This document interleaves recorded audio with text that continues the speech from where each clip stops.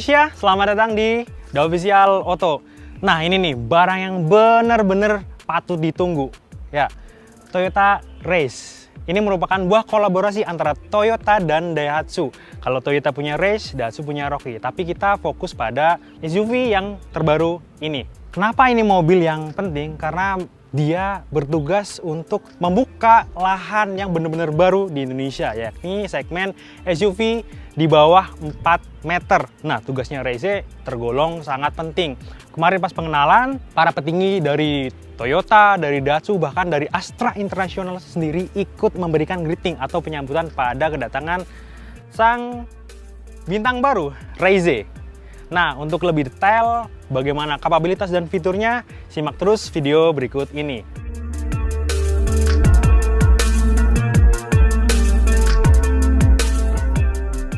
Oke, ulasan pertama mengenai eksterior atau tampilan rancang bangun Toyota Race. Secara visual kalau dipandang, sebetulnya produk ini mencirikan masing-masing merek. Toyota Race menggunakan grill trapesium besar yang disemprot cat hitam. Kemudian sudut kedua sisinya mengotak berpadu dengan tonjolan bumper di depan. Fog lamp-nya berbentuk bulat ditemani dengan lampu strip LED di atasnya. Nah, seperti yang Anda lihat, semua fender dilapisi plastik warna gelap, sambung dengan side skirt di seluruh tubuh. Jadi kesan sportingnya begitu kuat, apalagi target marketnya lagi-lagi adalah kaum milenial dan generasi muda. Impresi sosok crossover begitu kuat, penerapan spion dan atap yang bergaya mengambang serba hitam diberikan. Itu semua demi mendapatkan karakter yang lebih kuat. Nah, kalau Anda melihat di bagian bawah, Race menggunakan pelek dual tone 5 palang yang dipasang untuk mempermanis tampilan. Dibandingkan varian reguler, ukuran peleknya ini lebih besar, 17 inci dan pakai cat hitam. Nah, untuk sementara di bagian buritan atau belakang juga punya paras yang sangat menawan. Jadi secara proporsi keseluruhan, Race mencerminkan sebuah SUV kecil dengan ukuran di bawah 4 meter yang sesuai dengan karakter gaya muda. Nah, kalau fitur yang tertinggi di varian Gear Sport ini memiliki body kit khas Gear Sport, ada emblem Gear Sport. Setelah bahas tampilan eksterior yang lumayan menawan ini, kita beralih ke bagian interior atau kabin Race. Ya, beginilah interior Toyota Race GR Sport TSS yang jadi varian tertinggi. Secara umum, ya saya suka sih desain interiornya. Mulai dari staging dashboardnya yang rapi, kemudian ada head unit 9 inci yang gaya floating monitor jadi kelihatan lebih futuristis. Kemudian bagian lingkar kemudi sudah pakai balutan kulit sintesis.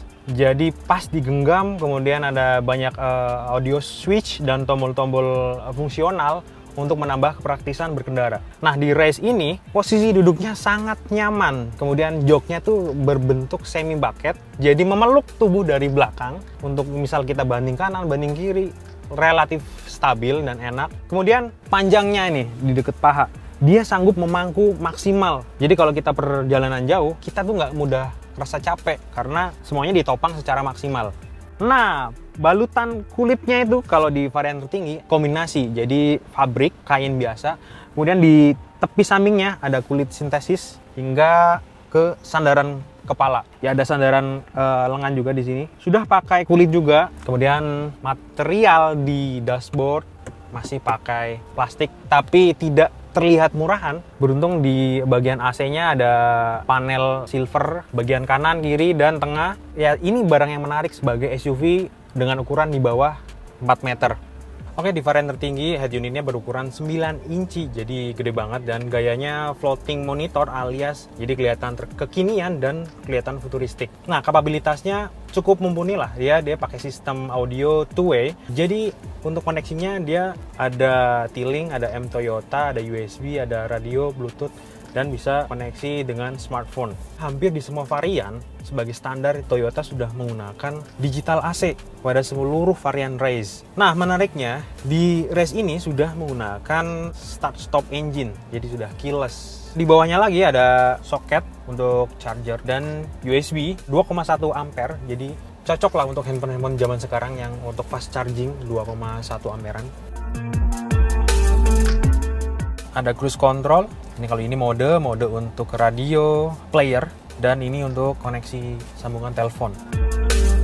Ini untuk average, jadi kita bisa ngerti berapa kira-kira konsumsi bahan bakar. Dan ada lane departure warning, ada setting juga display brightness. Nah kalau ini desain, kita bisa nampilin 1, 2, 3, 4 desain. Paling kanan ada odometer, dan ini serba digital dengan ukuran 7 inch. Oke, selanjutnya ada bagian handle. Terlihat menonjol, tapi bagus lah. Clear silver.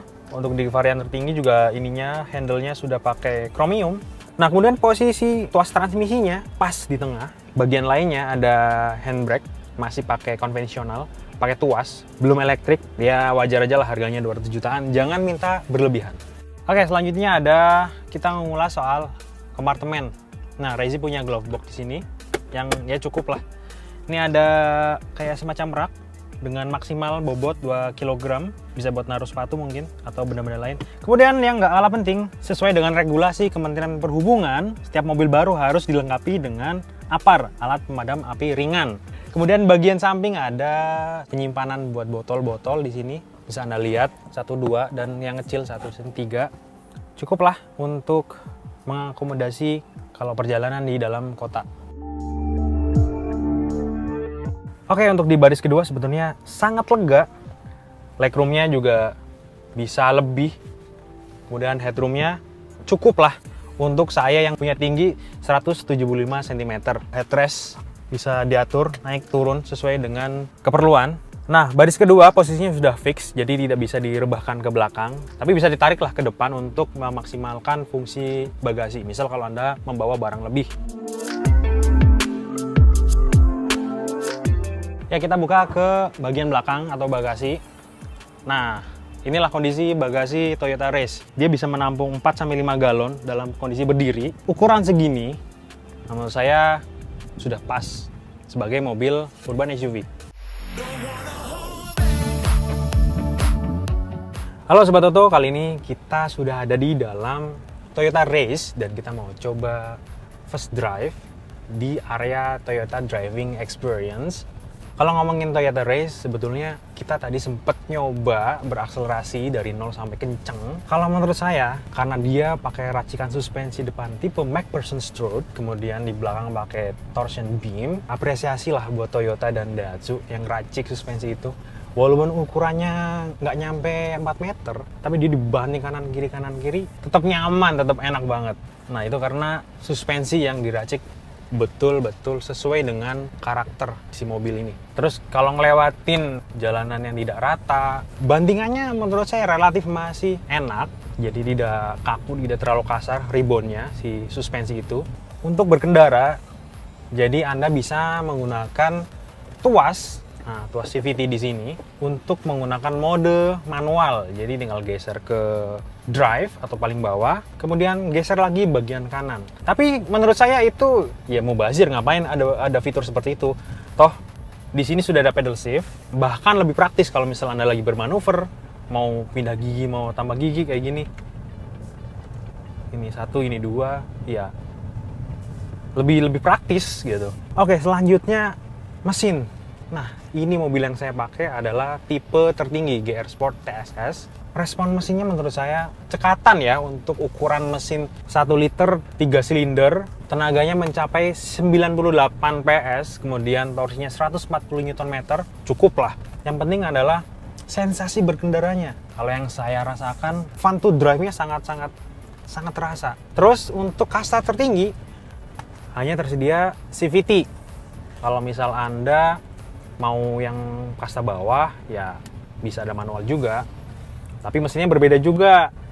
Itu yang menurut saya juga sangat spesial, karena bayangkan saja Toyota dan Daihatsu itu punya Sigra dan Calya. Mesinnya 1,2 liter, naturally aspirated, 4 silinder. Harusnya kalau mereka tidak mau repot untuk ditaruh di race atau di rocky yang paling bawah, harusnya ya udah mereka cukup sematkan engine itu. Ngapain repot-repot bikin engine yang baru, 3 silinder, 1,2 liter, naturally aspirated, jadi non-turbo ya. Dan tenaganya sama dengan Sigra, 88 PS, kemudian torsinya itu sekitar 113 Nm.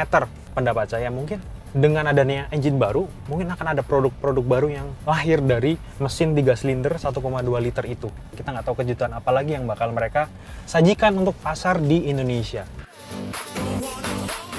Oke, kita coba tanjakan. Sebenarnya ini buat ngetes hill start assist. Nah, ini saya tidak ngerem, udah berhenti sendiri. Nah, untuk lanjutin aja. Ini sangat membantu kalau kita berkendara di daerah pegunungan, apalagi pas macet seperti puncak, jadi tidak takut menggelinding. Ini kalau menurut saya asli deh sebagai mobil perkotaan 1,0 liter 3 silinder turbo. Pas, tenaganya pas, torsinya juga dapet. Sangat-sangat worth it lah menurut saya untuk dibeli. Apalagi dia mobilnya kan harganya, kita nggak tahu sampai sekarang harganya berapa. Mungkin kasta tertinggi di bawah 250 juta. Dikasih potongan sama pemerintah, PPNBM. Sangat-sangat recommended lah untuk dibeli nih mobil ini. Bandingannya, suspensinya, nyaman. Nggak kalah lah sama mobil-mobil hatchback dari Toyota juga. Nggak kalah, asli. Oke teman-teman, itulah semua kapabilitas yang dimiliki oleh Toyota Race yang ada di Indonesia. Kalau menurut saya, ya dengan harga yang mungkin di bawah 250 juta akan jadi sebuah barang yang menarik. Nah, untuk spesifikasi lebih detail dan lebih lengkap, Anda bisa kunjungi website kami, auto.com, dan jangan lupa simak video kami berikutnya. Sampai jumpa!